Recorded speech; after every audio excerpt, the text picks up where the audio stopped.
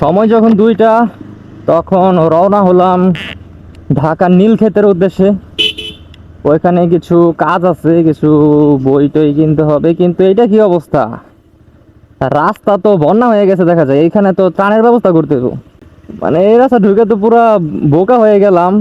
রাস্তার লেভেল পর্যন্ত পানি এসে পড়ছে। এই কদিনে বৃষ্টি যদি এই অবস্থা হয়, আর কদিন বৃষ্টি হলে তো মনে হয় পুরো এলাকা বন্যা হয়ে যেত। এইশা, নিচে যে গর্ত আছে, গর্তও দেখা যায় না, এই অবস্থা। রাস্তাগুলো ঠিকও করে না, আর পানিতে তো গর্তটা দেখতেও পারি না। এই গর্তে এখনই পড়তাম দুজন। দুপুর টাইমেও গাড়ি টাড়ির চাপ তো ভালোই দেখা যাচ্ছে, লরি টরি দেখা যাচ্ছে, পিক আপ এইসব। আজকে নীলক্ষেত কিছু কাজ আছে, কিছু পুরাতন বই বিক্রি করব এবং নতুন কিছু বই কিনতে হবে আর কি। কি অবস্থা, এই রাস্তা ঢুকে তো পুরো বোকা হয়ে গেলাম। এখানে তো জায়গায় জায়গায় বন্যা দেখা যায়। এই রাস্তা দিয়ে না আসলে মনে হয় ভালো হইতো। পুরা বন্যাযুক্ত এরিয়া হয়ে গেল দেখা যায়। সামনে গর্ত টর্ত আছে নাকি তাও তো জানি না। গাথা থাকলে তো গাথায় পড়ে যেতে হবে। আর ডান পাশে দেখতে পাচ্ছেন, এটা কিন্তু প্রচুর পরিমাণ ডোবা জায়গা। এই ডোবা জায়গা ভরেও রাস্তায় পানি উঠে গেছে। বুঝতে পারছেন কি অবস্থা, মানে বৃষ্টিতে কি একটা পরিস্থিতি হয়েছে। সামনে আরো কত কি আছে কে জানে। এই রাস্তা দিয়ে না আসলে মনে হয় ভালো হইতো। যদি দেখি যে খারাপ পরিস্থিতি, ঘুরে আমি অন্য রাস্তা দিয়ে চলে যাব, সাদুল্লাপুর দিয়ে। এই আকরানের রাস্তা দিয়ে আর যাবো না। কালিয়াগড়ের দেখি খুবই খারাপ অবস্থায়। এদিকে রাস্তাঘাট মোটামুটি ফাঁকাই আছে। আপনাদের আজকে পালসারের একটা টিপস দেই। এটা যারা পালসার চালায় তারা হয়তো বা জানে, বা যারা পালসার কিনতে যাচ্ছেন তাদের জন্য একটা ছোটোখাটো একটা টিপস হয়ে যাবে। অনেকে বলবে যে পালসারের সাউন্ড নষ্ট হয়ে যায় বা সাউন্ড ফেটে যায় কিছু কিছু কিলো চালানোর পর, সাউন্ড আর আগের মতো থাকে না। এইটা সাউন্ড ঠিক রাখার একটা উপায় হচ্ছে, পালসার বাইক প্রতি 2000 থেকে 3000 কিলোর মধ্যে ট্যাপেট অলওয়েজ অ্যাডজাস্ট করে রাখবেন। তাহলে কখনো পালসারের সাউন্ড ফাটবে না এবং পারফরমেন্সও ভালো পাবেন। পারফরমেন্সে কোনো খারাপ কিছু পাবেন না, যেমন মাইলেজ ড্রপ করা বা এই ধরনের কোনো ইস্যুস আপনারা পাবেন না যদি আপনারা time to time tappet adjust করে রাখেন। অনেক ওয়ার্কশপ আছে যারা ট্যাপেটে সাউন্ড না হলে ট্যাপেট মিলাতে চায় না, কিন্তু পালসার এটা জন্মগত সমস্যা, এটা আপনাকে মিলাতে হবেই। এখানে তো জামে বেজে গেলাম দেখা যায়। কারণ জ্যামটা পার হই তারপরে বলতেছি এখান দিয়ে কি যাইতে পারবো। গাড়িটা তো চলে আসছে, দেখি আমি সামনে যাই। আমি তো যেতে পারবো, গাড়িটার জন্য তো আমি যেতে পারি নাই। এটা গাড়ির জন্য রিস্কি জায়গা, কারণ গাড়ির নিচের চেসিস এখানে বেঁচে যাবে। এইখানেই কিন্তু অটোটা উল্টাইছিল, আপনারা মেহেদি অফিসিয়ালের ব্লগে যেটা দেখছিলেন ঠিক এই জায়গাটাই অটোটা উল্টাইছিল। তো আমরা যে জায়গায় ছিলাম, যেই টপিকে, যে অনেক ওয়ার্কশপ আছে যে আপনার বাইকের ট্যাপেটের আওয়াজ না হলে বা ট্যাপেট অ্যাডজাস্টমেন্ট তাদের কাছে উল্টাপাল্টা না মনে হলে তারা চেঞ্জ করে না, মানে ট্যাপেট অ্যাডজাস্ট করে না। কিন্তু এটা হচ্ছে পালসারের জন্মগত সমস্যা। আপনি প্রতি 2 থেকে 3000 কিলো পর পর যদি রেগুলার ট্যাপেটটা অ্যাডজাস্ট করে রাখেন, তাহলে দেখবেন কখনোই আপনি এই ধরনের মানে হ্যাসেলের সম্মুখীন হবেন না যে পালসারের সাউন্ড ফেটে গেছে বা পালসারের সাউন্ড আগের মতো নাই, পারফরমেন্স ড্রপ করতেছে বা মাইলেজ ড্রপ করতেছে। এর জন্য আমি অলওয়েজ আমার ট্যাপেটে যদি আওয়াজ নাও হয় বা ট্যাপেটে যদি কোনো ঝামেলা না হয়, আমি যখন আমি বুঝতে পারবো যে আমার সাউন্ডটা হালকা ফেটে গেছে বা ফাটার দিকে যাচ্ছে বা আমার পারফরমেন্স আমি সামান্য তারতম্য পাচ্ছি বা মাইলেজ ড্রপ করতেছে সামান্য পরিমাণ, তখন আমি ট্যাপেট অ্যাডজাস্ট করে ফেলি, ট্যাপেটটা মিলাই ফেলি, তখন আমার সব কিছু ঠিক হয়ে যায়। এরপর আর ঝামেলা হয় না আমার। তাই অলওয়েজ যারা পালসার চালান তারা আপনারা এই টিপসটা ফলো করবেন। ফলো করে আমাকে কমেন্ট বক্সে জানাবেন যে আপনারা এতে উপকৃত হয়েছেন কিনা। আমি পার্সোনালি এটা করে উপকৃত হয়েছি। আমার বাইকের সাউন্ড ফাটে না, বা ফাটা ধরলে আমি সাথে সাথে ট্যাপেট অ্যাডজাস্ট করে ফেলি। তখন আমার এই মানে এই ঝামেলাগুলো আর ফেস করতে হয় না। আশা করি আপনাদেরও হবে না। এবং যারা পালসার কিনতে যাচ্ছেন কিন্তু এই বই কিনতে পারছেন না, তারা নির্দ্বিধায় কিনে ফেলেন এবং কিনে আমার টিপসটা ফলো করবেন এবং ভালোভাবে বাইক চালাবেন। তাহলে আশা করি যে আপনাদের বাইক থেকেও আপনারা একটা ভালো পারফরমেন্স পাবেন। তো জ্যাম ট্যাম পার হয়ে, ভাঙা টাঙ্গা পার হয়ে চলে আসলাম বিরুলিয়া ব্রিজের কাছাকাছি। এই হচ্ছে আমাদের চিরচেনা বিরুলিয়া ব্রিজ। বিরুলিয়া ব্রিজটা হয়ে ঢাকা একদম আমাদের বাড়ির কাছে হয়ে গেছে। আগে তো ঢাকা যেতে হলে সেই সাভার ঘুরে যেতে হতো, আর নয়তো বা সাদুল্লাপুর দিয়ে ট্রলার দিয়ে যেতে হতো, আর নয়তো আশুলিয়া ঘুরে যেতে হতো, অনেক টাইম লাগতো। এই বিরুলিয়া ব্রিজটা হওয়ার কারণে আমাদের এলাকাবাসীর জন্য অনেক উপকার হয়েছে। ঢাকাটা একদম আমাদের হাতের নাগালে হয়ে গেছে, এখন যখন তখন চলে যাওয়া যায়, আর এত টাইম নিয়ে বের না হলেও চলে। আর সময় স্বল্পতা হলেও আমরা স্বল্প সময়ের মধ্যেই আমাদের গন্তব্যে পৌঁছে যেতে পারি। এই বিরুলিয়া ব্রিজটা অনেকটাই উপকার হয়েছে। পানি আসা শুরু হয়েছে, এখনো পুরোপুরি পানিতে ভরে নাই। যখন পুরোটা পানিতে ভরে যাবে জায়গাটা দেখতে অন্যরকম সৌন্দর্য লাগবে তখন। তো বাতাস আছে প্রচুর পরিমাণের, আর দুই পাশে দেখতে পাচ্ছেন পতাকা টানাই দিছে। এই পাশের পতাকাগুলো ছিঁড়ে গেছে, শুধু বাম পাশের পতাকাগুলো আছে। আর বাতাস ভালো পরিমাণই আছে, এখন দেখি আবার হালকা হালকা ছিটা ফিটা পানিও পড়তেছে। বৃষ্টি হবে নাকি জানতেছি না, বুঝতেছি না। সকাল থেকে কিন্তু এইভাবেই মানে এরকম পরিবেশই ছিল, একটু হালকা পাতলা বৃষ্টি পড়ে, আবার বৃষ্টি চলে যায়। এখনো হয়তো এরকমই হবে, বৃষ্টি চলে যাবে, তাও বলা যায় না। এই দিনের ওয়েদারের কোনো গ্যারান্টি নাই। অনেকদিন পর এই ডান দিকে যাচ্ছি, আগে তো রেগুলার এই দিক দিয়ে চলাফেরা ছিল আমার, কিন্তু এখন অনেকদিন পরে আবার এই রাস্তায় আসলাম। মানে দিয়াবাড়ির এই রাস্তাটা দিয়ে আমি মিরপুর যাচ্ছি। মানে অনেকদিন হয় এই রাস্তাটা দিয়ে আমার চলাফেরা হয় না, আগে রেগুলার এই রাস্তা দিয়ে চলাফেরা হতো আমার। এখন ওই রকম কাজ পড়ে না, বা ওইদিকে এতটা যাওয়া আসা হয় না, এর জন্য যাওয়া হয় না। এই রাস্তায় আগে যখনই সকালবেলা বের হতাম মাঝে মধ্যে অ্যাক্সিডেন্ট দেখতে পারতাম। একটু বৃষ্টির সময় বেশিরভাগ অ্যাক্সিডেন্ট হয় এই রাস্তাগুলোতে, কারণ রাস্তাগুলো প্রচুর পরিমাণ পিচ্ছিল থাকে এবং দুই পাশের মাটি এবং বালি এসে রাস্তাগুলো একদম পিচ্ছিল করে ফেলে।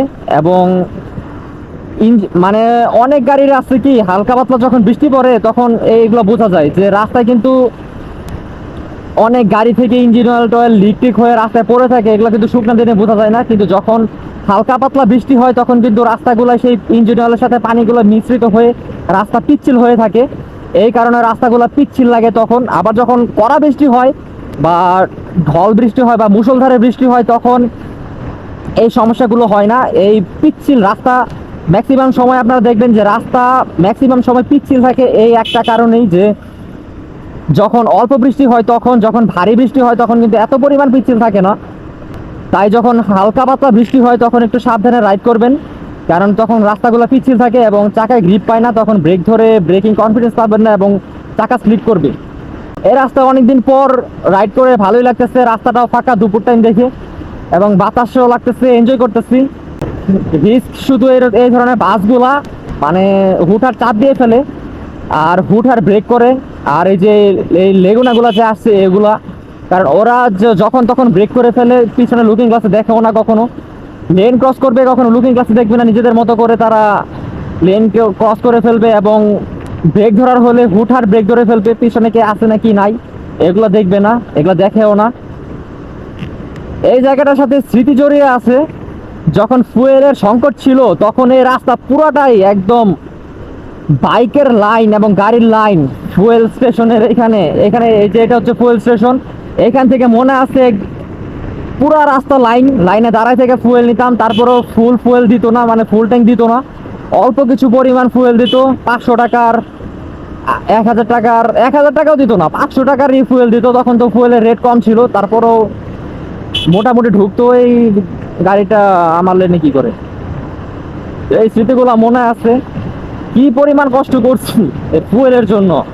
তারপর যখন এইখানে তো মানে ফুল ট্যাঙ্ক দিত না, তারপরে যাইতাম ফুয়েল ভরার জন্য ঢাকার দিকে।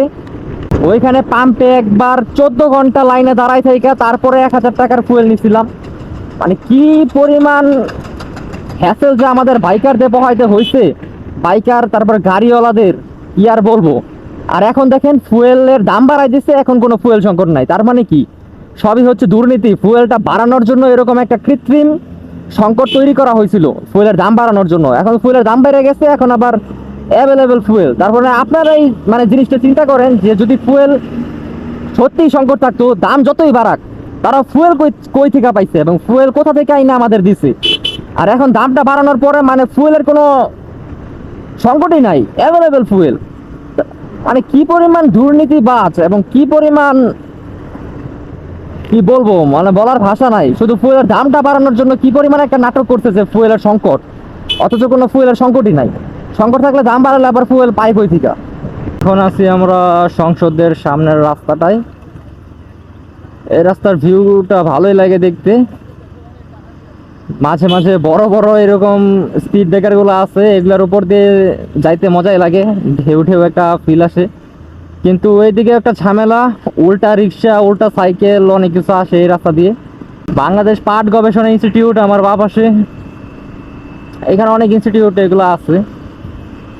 আমি নীলক্ষেত বা নিউ মার্কেট এইদিকে গেলে আমি এই রাস্তাটা দিয়েই বেশিরভাগ সময় আসি। সাভার দিয়ে আসলে গাবতলী হয়ে তারপর ওই পাশ দিয়ে হেমায়তপুর হয়ে আসলে আমার কাছে দূরত্বটা বেশি লাগে আমার বাড়ির এইখান থেকে আসলে, কারণ ওইখান দিয়ে আবার জ্যাম ট্যাম পড়ে, এটা অনেক সময় কনজিউম হয়, অনেক সময় নষ্ট হয়।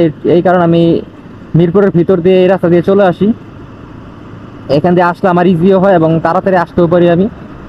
আর একটু পর, আজকে যেহেতু শুক্রবার তাই তেমন একটা জ্যাম জটলা হয়তো বা খেতে হবে না, খালে জ্যাম জটলায় পড়লেও হয়তো বা বিকালের দিকে পড়বো, কারণ ওই সময়টা সবাই ঘুরতে বের হয়। এমনি দিনের টাইমে তো তেমন একটা কেউ বের হবে না, কারণ ছুটির দিন, সব আজকে রেস্টে থাকবে, বের হলে ওই বিকাল টাইমেই বের হয়। আর এইখানকার রাস্তাটা, সংসদের রাস্তাটা পার হওয়ার পর এই দিকের রাস্তাগুলাই মাঝে মাঝে একটু ভাঙাচোরা আছে।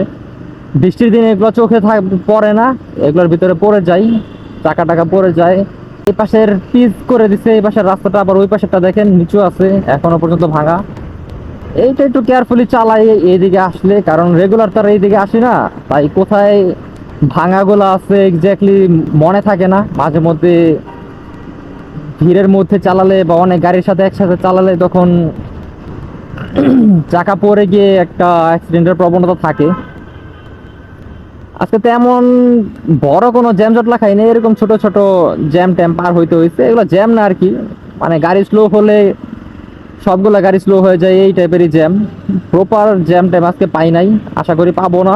জ্যাম জটলা না মানে পড়ার আগেই গন্তব্যে চলে যাই, পৌঁছে যাই, এটাই আশা করতেছি। এবং সময় মতো বাসায় যেন যাইতে পারি, তেমন একটা জ্যামের প্যারা যেন খেতে না হয়। জ্যাম জটলাগুলো কি, যে এইভাবে যখন গাড়িগুলা ইউটার্ন নেয় আর এই যে রিক্সাগুলো দেখে, আমার এই পাশে তো তাকাই না একবারও, সে শুধু তার মতো যাইতেই আছে তার লেন দিয়ে। এখানে মনে হয় অ্যাক্সিডেন্ট হয়েছে, হ্যাঁ, পুলিশ দেখতেছে, হয়তো বা প্রাইভেট কারের সাথে মনে হয় লাগাই দিয়েছে, হ্যাঁ তাই মনে হচ্ছে, প্রাইভেট কারের সাথে মনে হয় রিক্সাটা লাগাই দিয়েছে। রিক্সাগুলো বেপরোয়াভাবে রাস্তাঘাটে চলে এবং কোনো গাড়ির ক্ষতি করলে বা কারোর ক্ষতি করলে বা কারোর সাথে লাগাই দিলে তখন পা ধরে বসে থাকে, মাপ চায়। আরে ভাই, তোর মাপ দিয়ে কি হবে? একটা গাড়ির লুকিং গ্লাস ভাঙলে ক্ষেত্র বিশেষে অনেক, এক এক গাড়ির এক এক রকম কস্ট পড়ে, কোনো গাড়ির 30 থেকে 50 হাজার পর্যন্ত কস্ট পড়ে যায় শুধু একটা লুকিং গ্লাসের জন্য। তো এটা কি পা ধরলে হয়ে যায়? মানে আর মাপ চাইলে কি হয়ে যায়? একটা গাড়ির যত বড় একটা ক্ষতি করে দেয়, এটা কি মানে শুধু মাপের উপরে এটা চলে যায়? গাড়ির ওটা ঠিক করতে কি টাকা লাগে না, নাকি তার মাপ দিয়েই গাড়ি ঠিক হয়ে যাবে? এই অবৈধ যানগুলোর কারণেই আজ আমরা সড়কে নিরাপদ না। দোষ করবে ওরা, কিন্তু ভোগান্তি পোহাতে হয় আমাদের, আর কেউ কিছু বলেও না ওদেরকে। একটা কিছু অকারেন্স করে ফেললে তখন তারা মাপ চায়। আরে ভাই, মাপ দিয়ে কি হবে? ওদেরকে ধরে শাস্তি দেওয়া দরকার, শাস্তি না দিলে এরা ভালো হবে না। ছোটখাটো একটা জ্যাম পাইছিলাম, কথা বলতে বলতে জ্যাম ছুটে গেছে। এরকম জ্যাম ট্যাম না থাকলে ভালো লাগে ঢাকা শহরে। এর জন্য আমি শুক্রবারের দিনে বেশিরভাগ সময় আসি, যেন যাতে করে জ্যামটা বেশি একটা খেতে না হয়। তাহলে আমরা সাপ্তাহিক দিনে আসলে তো বাবা, এই রাস্তায় এই 10 মিনিটের রাস্তাতে কয় ঘন্টায় পার হবো কোনো ঠিক নাই। এর জন্য আমি এই দিকে আসলে শুক্রবারের দিকে আসার ট্রাই করি সব সময়। এই যে যা বলতেছিলাম, রাস্তার মাঝখানে দেখেন, বলতে বলতে একটার ভিতরে পড়ে গেছি। রাস্তার মাঝখানে মাঝখানে পুরো গর্ত টর্ত হয়ে আছে, এগুলা কি মানা যায়? মানে শহরের ভিতরের রাস্তা থাকবে সুন্দর পরিষ্কার ক্লিন স্মুথ, শহরের ভিতরের রাস্তাগুলো যদি এরকম হয়, এর থেকে তো গ্রামের রাস্তাগুলোই ভালো। ওই যে যখন ভাঙা গেলাম বা মানে যখন ঢাকার বাইরে যাই, ঢাকার বাইরের রাস্তাগুলোই তো আমার কাছে ঢাকার ভিতরের রাস্তা থেকে পার বেটার, 100 গুণ বেশি ভালো মনে হয়। ভালো মনে হয় কি, ভালোই ওইগুলো। আর ঢাকা শহরের রাস্তা, যেটা মানে বাংলাদেশের ক্যাপিটাল ঢাকা, ঢাকার রাস্তাগুলো এত খারাপ, এর থেকে ঢাকার বাইরে থাকাই ভালো, যে অ্যাটলিস্ট ভালো রাস্তাঘাট তো পাই, ভালো রাস্তাঘাটে চলাফেরা করতে পারি। না, এটা কামও না, ঢাকা শহরের রাস্তাগুলো আরো ভালো হওয়া দরকার। এরকম ভাঙাচোরা এটা কি মানে চলতে ভালো লাগে নাকি? আপনারাই বলেন। আমরা মানে রাজধানীর মানুষ, আমরা ভালো সব কিছু ফ্যাসিলিটিস পাবো, সেই জায়গায় আমাদের রাস্তাঘাটের ফ্যাসিলিটিসে খারাপ। এর থেকে কি আর কিছু বলার আছে? আমাদের কিছু বলার নাই। এই রাস্তা তো ফাঁকা, এটা কি মানা যায়? এখন যদি রাস্তাঘাটের গর্ত টর্ত না থাকলো, একটা টান দিয়ে আমি চলে যেতাম এখন আমার গন্তব্যে। এখান থেকে নীলক্ষেত কিন্তু বেশি দূর না, এই চোখের পলকে চলে যাওয়া যায়। কিন্তু এই রাস্তাগুলার এই ভাঙাচোরা এবং রিক্সাগুলা হুটহাট চলে আসার কারণে আর কি একটু রিস্ক থাকে যায়। ধরেন আমি টান দিলাম, এই যে আমার চোখের সামনেই দেখেন, সামনে কিন্তু ওভারব্রিজ পার হবে এই রাস্তা দিয়ে। এদের কারণে হচ্ছে রাস্তায় আরো রিস্ক। দেখেন উপরে ওভারব্রিজ আর নিচে কত সুন্দর মানুষ পারাপার হচ্ছে। এইটাই হচ্ছে মানে কি বলবো, ক্যাপিটালিজম সমাজ। এদেরকে এখন থামায় একটা কথা মানে জ্ঞান দিতে যান বা বলতে যান যে এটা কেন করছেন, উল্টো আপনাকে জ্ঞান দিয়ে দিবে। এই চলতেছে সমাজের অবস্থা। নিজে থেকে যদি কেউ সচেতন না হয় বা শুধরাতে না চায়, কারো ক্ষমতা নাই তাকে শুধরানোর। একটা জাতিকে মানে সভ্য করার জন্য প্রত্যেকের কন্ট্রিবিউট দরকার আছে। যদি কন্ট্রিবিউট না থাকে, যার যা ইচ্ছে তাই করেন, কোনো আইন কানুন না মানেন, নিয়ম টিয়ম না মানেন, তাহলে কিভাবে হবে বলেন? আপনারা যে দেশকে উন্নত করতে চান, কিভাবে উন্নত করবেন? কারণ আপনাদের মন মানসিকতা উন্নত না। তো চলে আসছি নীলক্ষেত, এখন লাগছে ক্ষুধা।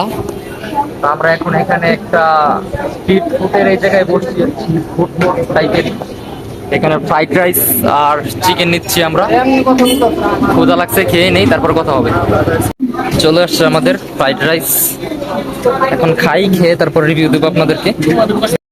খাওয়া দাওয়া শেষ করে বই কিনতে চলে আসলাম। খাবারটা সত্যি টেস্টি ছিল, নিয়ে নিলাম ফাইনালি বই। এটা হচ্ছে লর একটা বই, ল অফ কন্ট্রাক্ট।